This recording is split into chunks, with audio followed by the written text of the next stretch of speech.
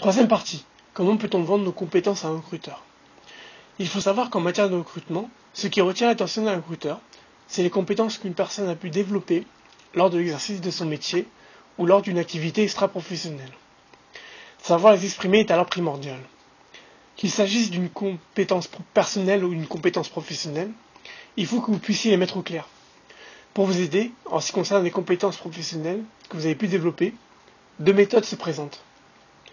La première consiste à reprendre la fiche de poste qui correspond au métier que vous avez exercé tous les jours. Par exemple, vous êtes chargé de recherche au sein d'un cabinet de recrutement. Une fiche de poste typique soulignera le fait que le chargé de recherche aura comme mission de pouvoir cibler et d'approcher directement les profils des candidats qui correspondent au cahier des charges du client, de pouvoir présélectionner et s'entretenir avec les candidats et enfin de savoir maîtriser les outils de recherche. La deuxième qui complète la première est de mentionner des missions, activités que vous avez réalisées en équipe ou seul, mais avec des chiffres précis. Ces chiffres pourront ainsi aiguiller le recruteur sur l'ampleur de la tâche que vous avez pu réaliser et surtout, ça leur permettra d'avoir une idée précise de ce que vous avez fait. Par exemple, j'ai recruté pour une entreprise de renommée internationale, présente dans X pays, présentant un chiffre d'affaires de X euros. Pour trouver la personne appropriée, j'ai dû consulter à peu près X CV dans X réseaux sociaux et X candidatèques. Cela m'a pris X jours, etc., etc. Ici, les détails sont très importants, non seulement pour le recruteur, mais surtout pour vous. En effet, le recruteur verra que vous savez de quoi vous parlez et vous projettera dans son entreprise en voyant ce que vous pouvez lui apporter. En somme, détailler vos tâches vous permet de mieux vous vendre. En plus, mettre en avant un événement de votre carrière professionnelle qui a été une réussite n'est jamais difficile. Par exemple, dites à un ami que vous avez pu augmenter le chiffre d'affaires de votre entreprise de 70%, et si celui-ci vous demande « mais comment tu as fait ?», vous verrez que vous n'aurez aucun mal à en parler, et surtout de manière fière, et aussi très facilement. Dans ce cas, c'est exactement la même idée. Essayez de parler de réussite, vous vous sentirez à l'aise et surtout confiant.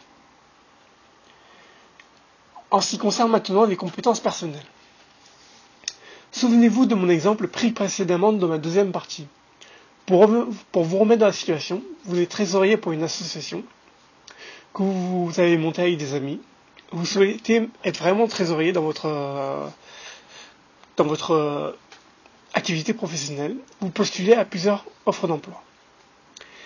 Celui-ci indique qu'à la fin d'une période donnée, donc cela peut être de manière mensuelle, trimestrielle ou même annuelle, vous devez remettre à votre supérieur l'état de la trésorerie.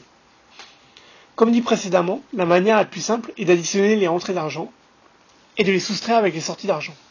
Vous êtes d'accord que trois cas se présentent alors. Vous avez fait un bénéfice si la soustraction aboutit à un résultat positif, une perte si le résultat obtenu est négatif, ou nul si la valeur après la soustraction c'est 0. Cette situation, si nous la transformons, peut devenir un vrai atout lors d'un entretien d'embauche. Et cet exemple est valable pour toutes les situations.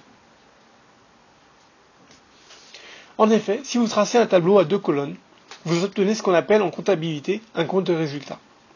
Ce compte de résultat est fondé sur un principe de comptabilité primordial mais très simple à comprendre. Il s'agit du principe de la partie double. Ce principe requiert que la partie gauche du tableau, où se trouvent les charges, c'est-à-dire les dépenses, et la partie droite, où se trouvent les produits, c'est-à-dire les rentrées d'argent, doivent être équilibrées. Autrement dit, vous devez trouver la même somme à droite comme à gauche.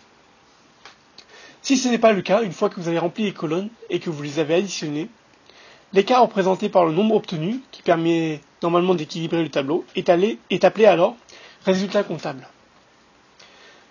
Si le résultat comptable doit être placé à la fin de la colonne des charges, pour que le compte de résultat soit équilibré, alors vous avez obtenu un résultat positif. En somme, un profit. Et si ce nombre doit être placé dans la colonne des produits, il s'agira alors d'un résultat négatif, c'est-à-dire une perte. Et si vous avez bien compris, si les tableaux sont déjà équilibrés, alors oui, exactement, les produits ont la même valeur que les charges. Donc le résultat est dit résultat nul. En somme, vous obtenez donc le 0. Rien qu'avec ces quelques notions, compte de résultat, charge, produit, principe de la partie double, résultat positif, résultat négatif, résultat nul, si vous voulez postuler pour un poste comme trésorier, lors de l'entretien, vous attirez forcément l'attention du recruteur. Comme je le disais, cet exemple en est un parmi tant d'autres. Si vous voulez être chef de projet et que vous avez réalisé quelques missions dans une association, vous avez sûrement dû faire un planning.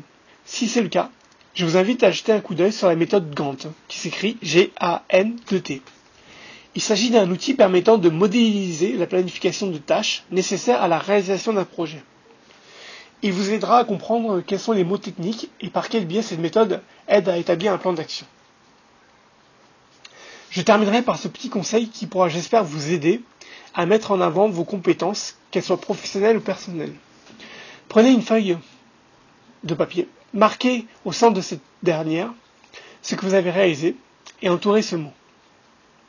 Écrivez autour du cercle tous les éléments qui vous passent par la tête et relevez ceux qui vous ont permis d'atteindre cet objectif.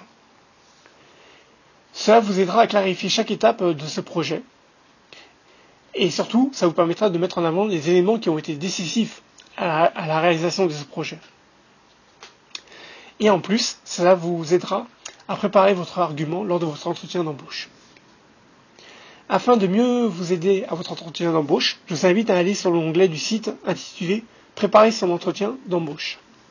Je vous souhaite très bon courage dans vos recherches et à très bientôt.